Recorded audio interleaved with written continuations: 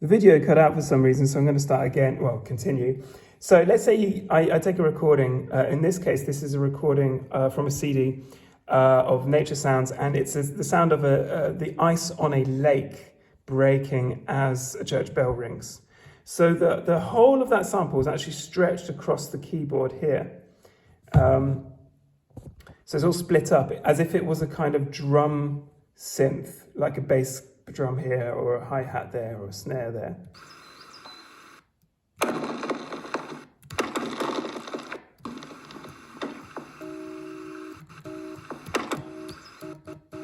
And you can see how I can manipulate that, turning it up. Or I can shorten it like that.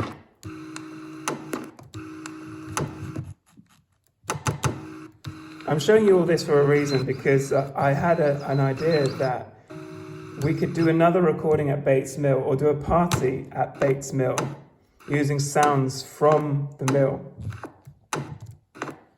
You can split things up and put them in a sequence, for example, or in an arpeggio.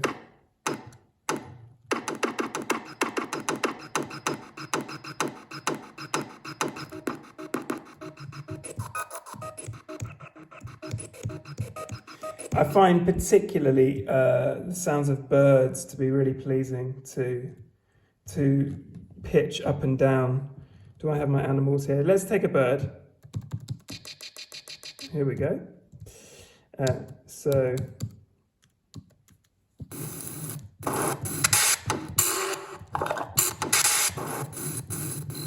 there we go. No, let me start that again, excuse me, hold on.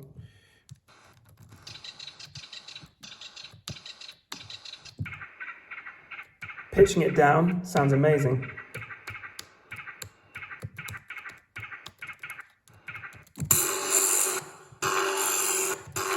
This is a lathe, I think.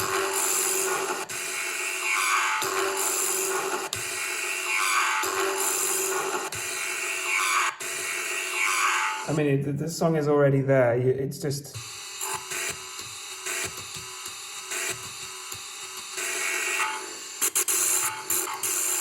Put a little filter on it, maybe. Let's put...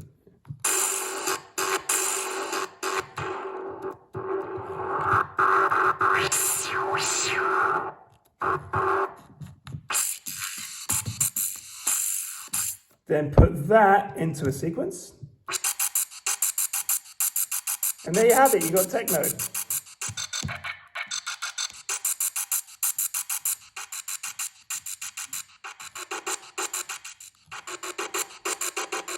All of which is to say that there's tons you can do with the sounds of machines. I still have your Bates Mill samples somewhere. I'll have to dig them out, but they're still around in my laptop. I was just thinking it would be really cool to do like a Bates Mill techno party in the most literal sense of the word, where you record the sounds of the mill, little clips of it, and you program them into, say, a different synth or whatever.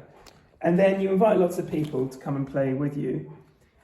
Everyone's got their channel there. You can record directly on this mixer, by the way. No laptops needed. And everyone, you have a big rave. You have a rave in the mill, and you're literally dancing to the mill. It's like Brian Eno's, talking about music is like dancing to architecture, dancing about architecture. This would literally be dancing with architecture. It's very funny and conceptual, and I think people are really receptive to this, but I don't want it to be kind of tokenistic or novelty or kitsch or kind of, I can't quite explain it, but it's got to sound good in itself without anyone knowing what the original sound sample was. Otherwise, it's just a conceptual joke, but it's got to sound good enough in itself. Anyway, I just thought that would be a cool idea. I'm not really sure how I'm going to have money to do it. I suppose we would just have to do it properly and have a big party or try to sell tickets. But once my project, this is part of my orchestra project where I go around and improvise with lots of people in a dance music setting, maybe we can get funding eventually down the road. It's just an idea for Bates Mill. I think we could maybe do a prototype gig one day. I'm going to be in Leeds in September for Andre's wedding. So I'm definitely going to be around then. I have actually booked Wolf Chambers for a gig in April, but I might cancel it. But I had lots of friends who wanted to play for that gig as well. So if you're free, the wedding I'm going to is on the 28th of September. So maybe the week before, there might be a time to try and launch this idea. Anyway, I thought it would be a nice moment to say hello to you because it's one of our final days here in Arles, and show you a bit around of where we lived in Arles. There's the Place de la République. The main square and the obelisk, which is actually from Turkey, present-day Turkey. It's 2,000 years old, and the town hall in the distance. Lots of drama on this street, I can tell you, but that's for another day. That's Rue de la Rotonde, which heads towards the hospital where Van Gogh was interned twice, which itself is on a Jewish burial ground. That's Boulevard de Lys, where the city walls were. Note the signature light of Arles. And no doubt you'll be hearing from me when I'm in Strasbourg. But yeah, really cool I was just really reminded of the mill listening to those sounds, and I thought about how all of those sounds I heard on the recording were the kind of heartbeats of everyday people's lives, in a sense, that the sound of a lathing machine might be a kind of reminder for the people who work there as to who they are and where they belong. And I can feel like the familiarity of those machines, like the kind of, not exactly friends, but those machines that sort of accompany us in our daily lives. I can imagine for some of the blokes at the mill, they might have a certain affection for those sounds because we tend to only associate negative things with industrial sounds.